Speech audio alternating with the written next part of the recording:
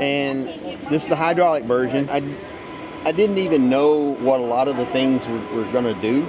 When I first started, I didn't really know that I was going to need them. So let's walk around and look at each one of the hydraulic tools on the other end of this and have you tell us what they do and why they're so important. So another question I'm going to ask you is, I forgot what I was going to ask you. The OS35, and you can get the OS35 in a manual mill, or now they offer it in a hydraulic mill. Just before we start this video, we were at a show in Canada, so all the pricing you see is marked, it's Canadian dollars. It'll be quite a bit different in US dollars.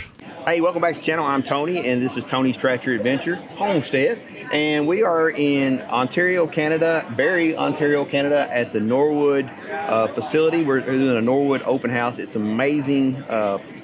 It's just awesome. They got all their sawmills out. And I run into a buddy here. This is Bill, and William Prophett is your YouTube channel, correct? Right? Yep. And this guy knows more about sawing. He's probably forgot more about sawing logs than I'll ever know. And we're going to pick his brain a little bit today. Yeah, I came here just to learn from you on the actual. We're done. On an actual sawmill. Yeah, we're done though. that took like 2 minutes. Like, this is a sawmill. That's right. Oh, that's what it looks like. Because in my experience in sawing is pine, not pine, right? So that's I'm a beginner. I thought I knew a little bit, and then I started sawing and realized the mechanical part of the sawmill is obviously important. But the learning comes from understanding the log. Exactly. So talk us through that. I started out in chainsaw mills. So you really are hands-on. Yeah, it came about at a woodworking business, and we had trees coming down in the yard, and we didn't want to waste them. Right. So my wife's like, how are we going to turn this into be able to use it? And I got into building chainsaws and modifying chainsaws and chainsaw mills, and that all of a sudden everybody heard that I could do it. And that was the worst curse on the face of the planet. Everybody started calling me. A lot of new friends, right? Oh, they're taking down a tree in my yard that my grandpappy, planted 80 years ago, and I really would like a table. And it started into its own business. So I chainsaw milled for years and sold slabs. And one day, that's a heavy business. Right. And I decided, the heavy business days were over. I'm going to get a sawmill and just rough sawn pine and do timber frames and things like that. And that led me, and I actually got my mill after you got yours. You've had your mill longer. But you probably mill more in a week than I'll mill in 6 months. Some weeks that's true. Some weeks it is true. I mean, I'm still working on my. I'm a weekend warrior. I'm a weekend miller. I'm an afternoon miller. Right. I like to mill after lunch. I still think the the chainsaw mills have their place, right, for you? Sure, I still use it. I'm using it tomorrow. Right, absolutely. Yep. When you're reading a log, can you tell me, is there any difference because the chainsaw's thicker, or is it something? Is a log going to twist a different way because you're cutting with a sawmill versus a bandsaw mill? What avenues? I don't think so necessarily, because usually when you're milling with a chainsaw, you're milling pretty thick, so stuff doesn't move around very much. Right. Usually when I'm milling with my sawmill, I'm milling thinner. Right. I'm milling customer orders, and it's usually 4/4 boards. That stuff's a different story. That stuff can twist. You can't leave it out in the sun. It's going to twist, move, everything else. The good part is when you start out with chainsaws, you learn a lot about feeds and speeds and sharpness and log handling, and handling the slabs and all that stuff. And then when you do get a sawmill, that translates over and makes it easier for you. All right, so Billy, like I said, you've got years of experience in hands-on. If you were going to coach me in buying a sawmill, talk me through it. I think the first thing that you have to ask yourself is what you're going to do with it, and you have to be realistic about what you're going to do with it. Don't go out and buy it. If you want to cut monster slabs, don't go out and get a sawmill. It's not going to cut monster slabs. Right. So I think you got to customize what you're getting so it's going to work with you, power-wise, size-wise, all those things, and what you're comfortable with financially. It's not as simple as just saying whatever you think, like with a building, whatever you think you need something bigger. Right. It's not necessarily that way. So Bill, we're over here at this 27, and I've learned this now, and I want a first-time sawyer. This says OS 27. We'll probably do 27 inches between the two guides, right? Yep. If you get the log absolutely perfect. That's what I'm going to bring up. Just because it says it will cut 27 inches they're not misleading you. It will cut 27 inches On a telephone pole. on a telephone, perfectly round, perfectly symmetrical. Yep. My big word No for the day. bumps. Yeah, my big word for the day, no bumps. Nope. So when you get a 27-inch sawmill, what size log are you thinking in your head? 70% of that 27, so a 20-inch log? Exactly 70%. It's actually the calculator's 0.70711. And for dumb people like me, I just do it at 70%. Now I can multiply 70% in my head. Yeah. So, but that's the actual size of a square that you can get out of a circle. Right. So we're looking at, just because it'll do 27 inches in between, when you're actually putting a log in here, that's not reality. No. You're probably gonna a 23-inch log will be pretty safe on this. Yeah. Be big for this. Yeah. So because I had the OS 23, and I put a 24 on it, and it didn't work out so well for me. Right. There was a lot of chainsawing. Figure out what you want to do, get something that's going to work for that. And then I think the biggest learning curve in sawing, at least for me anyway, is sharpness and feeds and speeds. How fast to push to keep the saw cutting efficiently, and how to keep your stuff sharp. Because everybody in the world is going to go out and grab one of these, and they get that little starter pack of blades. Right. And You're gonna wear them to the nuts. You're through that in 2 days, maybe even 1 day. You get a Right. couple nails, you can go through a 5-box in 1 day, and then what do you do? I'm going to lead from that. I think a sawmill sharpener is almost necessary. Unless you got deep pockets and you just keep buying blades. Well, I think it's that, or you got absolutely somebody necessary. that's nearby that sharpens them for you. There are services. If you're going to buy a sawmill, it's like buying a car without buying a spare tire. I'll tell you a good story about it. So I set up my sharpening station before I ever got my mill. Right. And I had a friend, and I had him give me all his wasted blades. And I went through and I sharpened them and gave them back to him and said, give me feedback on how they're cutting, because I knew when I got my mill, I was gonna have to do it to keep myself running. Right. So I actually set up my sharpening station before I ever got my sawmill, and I think that was a big plus for me. Me being a really new sawyer, if you're going to get a sawmill, I think you need to. It's going to be cheaper too. First off, if you order the sawmill and the sharpener together, because it's something you're absolutely going to have. Those slide blades are not going to last that long. Nope. But you don't have to pay the extra shipping, because if you're like me, you'll get the sawmill and then get the sharpener later. Well, guess what? You get to pay for the shipping on that. So, Yeah. No, getting them together is great. yeah, they'll all come in one package and be ready to go. So that brings us into blades. Let's talk about the different kinds of blades.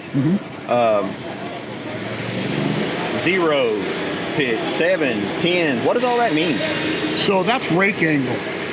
So all these That's bands, the angle of the blade. the angle of the tooth, right? Is how Oh, the angle aggressive of the tooth, yes. how aggressive the tooth gets. So let's say 10's max on a bandsaw mill, Right. and then 7's a middle of the road, like a combination blade on a table saw. Okay.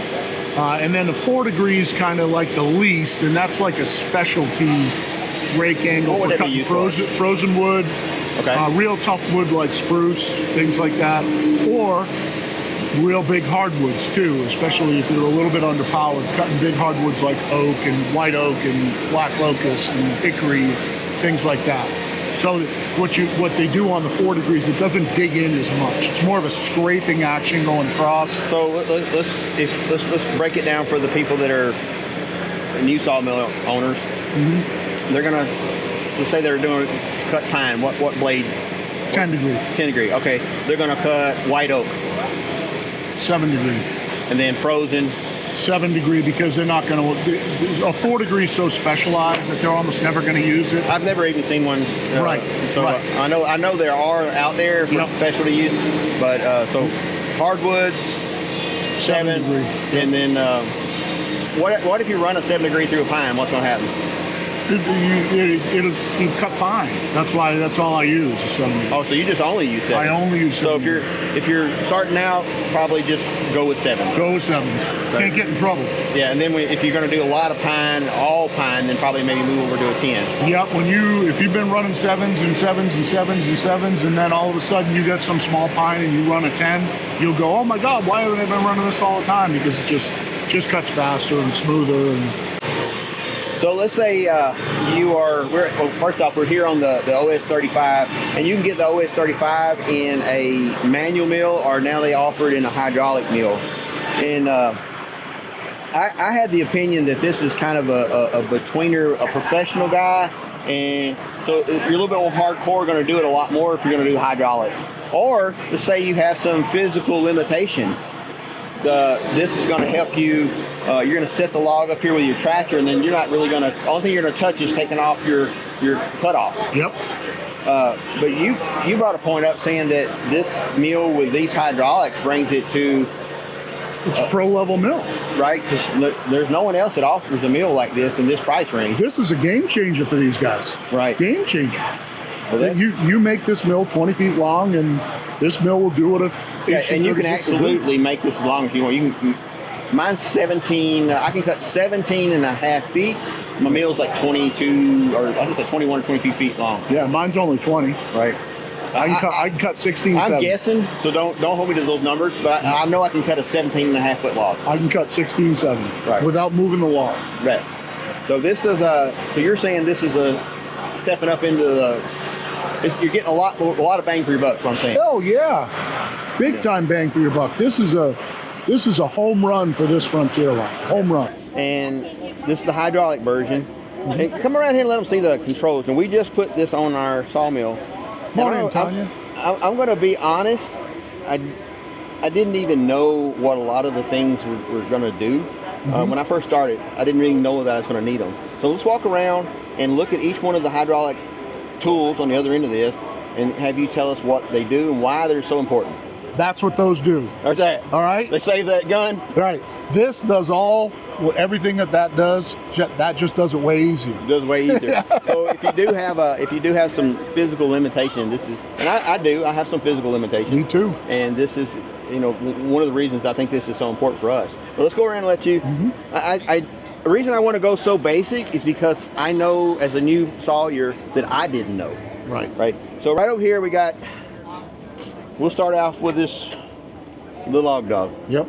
Auto log dog. Tell us what it does, how it works, why it's so important.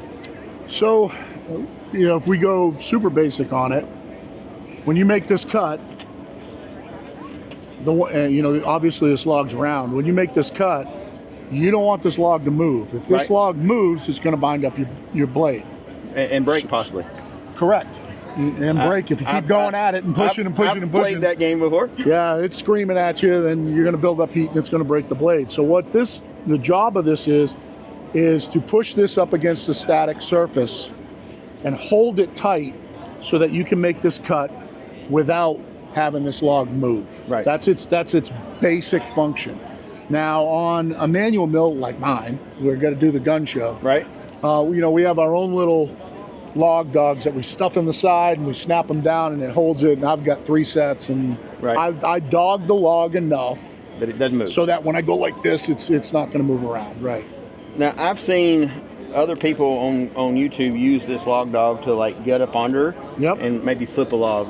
What do you think? I think that's great. You start to get into advanced milling. Okay. Now you're putting it underneath and you're dropping your slabs off onto the log loaders. I have 1 log's worth of experience. Yep. So I did do this. There was a log I was going to take off. I already made it into a square cant. I took the log dog, went under it, come up on, picked it up, and scooted it out where it was easier for me to get, because it was way over on the other side. That's 300-pound cant. Well, I pulled it to the side where I could, maneuver it by hand. And you're getting into the premise of the hydraulics right there. You're using the machine to do the hard work for you. Right. And as you go through and you learn the hydraulics, that's what they're all about. They're all about making your job easier, and you'll learn more things that you can do. Like you flip this log over against the stops and you're not perfectly square, maybe on this side, and then you can take that chain turner. Well, you can tweak it. Work this into the chain turner. Here's the chain turner, and I'll throw a little video over there of it working. So this just replaces the cant hook, I guess. Replaces the gun show. The gun show. That's what it is. It replaces the gun show. I mean, I got a BB gun show, but it's, So I'm a solo sawyer. Right. I have to turn everything manually by myself with a cant hook, or use my machine to do it. Those are my two You options. got a big skid steer. Yeah. So yeah. 75 horse. So Yeah, it's, so you know, you it'll got a pick lot up of hydraulic power. Yeah. This takes away the need for me to take my door off my skid steer when I've got that 5,000 pound oak up on there, take my door off, run a strap around it, hook a fork through it, pick it up and roll it when I can't roll it with the gun show. Right. And this takes care of that. I'm still standing back there. Never broke sweat. Haven't moved. Haven't gone and started the skid steer. It's not freezing cold out. Haven't had to take the door off, you know, so I can get in and out. Right. And, you know, the whole 9 yards. It makes your job easier. I got two more things I want to talk about. Let's go around to the back side of it and right. talk about the hydraulic backstops. Now, this was something that blew my mind. Yep. How much time that you save with a hydraulic backstop. So, my first 3 mills, I've had the 23 and the 20 or the 18, and then I had now I got the OS 35. And full disclosure, I was demoing the 18, but it was all manual. Mm-hmm. I never realized how much time that it was going to take me away from what I was doing, just adjusting the backstops. Yep. Right. Yep. And with this, you've got hydraulic backstops, and you're just moving it up and down. So just the one log that I've done, I've already realized that the hydraulic backstops are absolutely a game changer. And you know, you pull one lever, and they both come up. Can I throw a caveat in Absolutely, because I'll give you one caveat. Having set up a mill and run the hydraulic mill for a customer friend Sawyer that's in my area, and having run them with the hydraulic backstops, the only thing that I would do is I would make sure I have manual backstops on here too. Good point. The reason being is these don't move. They don't go that way, Right. which I think is super, super, super important. And the manual ones do. And that's one thing on my mill I don't think I could do without the manual ability to be able to move it around. When you get a big log with a big crook in it and it just happens to be where that is, Right. you know, you can't push this over because this right here is hanging out here. Right? So I can leave it in the middle and I can move my manual stop over in that one case to hold it maybe this far over. And I think that's really important. So if you're going to get hydraulic backstops, I think you should have the manual ones. Well, they're going to come with the original. Like if you buy the OS 35, it's going to be manual. And you're going to have the manual backstop. Yep. And I didn't realize this when I put my hydraulics together, so I'm going to redo the whole thing again. Yep. And learn from my mistakes. I'm going to put the additional bunks with the backstop mounts built in them in between. 100%. So that's going to give me a lot of flexibility. So if I don't need these hydraulic, if the particular log I'm working with is going to mess me up, I can use those backstops. So it's not going to stop me. Right, for weird log holding. It's all nice when they're a nice telephone pole like we were talking about. But when you get into big old crook logs and big limbs hanging off the side and this, that, and the other thing, that ability to move the stops is... All right, let's go back around the other side. I want to talk about the one last thing. And this is the thing that I had no idea how important it was when I first started out. So we're going to talk about the toe boards and why they are so important. Tell me, because I bought it, the idea, I would lay a log on the sawmill. I was so excited. I started cutting through. Didn't care. Had no understanding of grain and warpage. So I'm going to tell you why they're important from a technical standpoint that you're never going to hear anywhere else except from me. That's why we're here. Yep. And this is the truth. The truth of the matter is that when you cut a log that has taper in it, everybody's going to tell you. I'm going to step back and let you talk. Yeah. Let them watch you. So everybody's going to tell you that you have to raise up one end, center the pith, so that you can get the maximum yield out of the log. That's true, except for the fact what they're not talking about is a structural part of the timber. What you don't want, Tanya, can you zoom in on like where my coffee cup is right here? If you see these cracks in this log, this is the grain of the log. The grain's running up like this. Look right here where my finger is. It's all running up like this, okay? If you cut a 2x4 out of this right now, 2 inches thick, a true one, and you've got grain running up like that, you can snap that 2x4 in half in your hands like that. Right. You want that grain of that log running all the way down the board. That's the most important thing. You want the grain to be, if you're doing structural timbers, to be continuous from one side of the timber all the way to the end so that it doesn't break. So let me take what you just told me. I'm going to tell you how I interpret it, and you tell me if I'm right. So this grain right now, as we're looking at this log, it's kind of going uphill. Raising like that. Yep. So if I was going to cut this log, I'm going to raise this end up and make that grain level. Right. So I interpreted that correctly. Absolutely. Absolutely. Now I had no idea. I never once have thought of it that way. And there are times in a real knotty, curly log that you can't do that. Sure, yeah. But you don't use that for structural timber. Right, it's going to be something. If you're cutting a structural timber, that grain needs to be parallel to the board. It needs to be in the board continuous. All the straws in the wood need to go from one end of the board to the other for it to be structural. If they don't, if they rise out of the wood like that, that board will snap right in half with it coming up out of it. That's when you'll get that crack through the board like this. You know, you step on it and it breaks. Yep. So let me ask you, this brings me into another point. What about trees with bark on it? I mean, are you a big believer in debarking? I do as much as I can. Have the logs set out long enough for the bark to come off of them? I have so many logs sitting around in my log yard that right now I mill mainly customer orders. So when a customer tells me they want, 40 1x10s, I'll go out and pick out a log, let's say they have to be 12 feet long. So I'll pick out a log that'll work. If not, then maybe it's going to be 2 logs. So I'll pick out 2 logs. I want to do the least amount of cutting to fill the order that I can. Right, absolutely. And I have logs that sit around. So if I have a choice between one where the bark's falling off or one that just came in where they just dropped it, I'm going to take the one where the bark's falling off. Right. And in my experience, I like it when they've sat around for a little while. Right. You can get the bark off them. I use a bark a little spread. drier, right? Yeah. Yep. They cut easier, which is a little oxymoronic with a lot of cutting logs. Most people want to cut a log when it's wet because it cuts easier.